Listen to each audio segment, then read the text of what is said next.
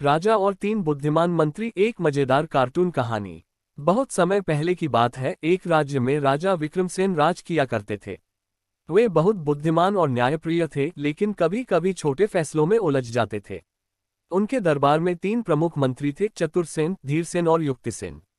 ये तीनों अपनी बुद्धिमानी के लिए प्रसिद्ध थे। राजा की परीक्षा। एक दिन राजा ने सोचा, मुझे देखना चाहिए कि मेरे मंत्रियों में सबसे बुद्धिमान कौन है। उन्होंने एक अनोखी चुनौती देने का फैसला किया। राजा ने तीनों मंत्रियों को बुलाया और कहा, तुम तीनों को मैं एक एक तोता दूंगा। 3 दिन के अंदर जो इस तोते को सबसे ज्यादा अनोखी चीज सिखाएगा, वही मेरा मुख्य मंत्री बनेगा। तीनों मंत्री तोते लेकर चले गए। तीन मंत्रियों की तरकीबें। चतुरसेन ने तोते को गिनती सिखाई। धीरसेन ने तोते को राजा की जय जयकार करना सिखाया। युक्तिसेन ने तोते को एक विशेष बात सिखाई। परिणाम का दिन। 3 दिन बाद राजा ने तीनों को बुलाया। चतुरसेन का तोता गिनती बोलने लगा, राजा खुश हुए। धीरसेन का तोता जय हो राजा की चिल्लाने लगा, राजा मुस्कुराए।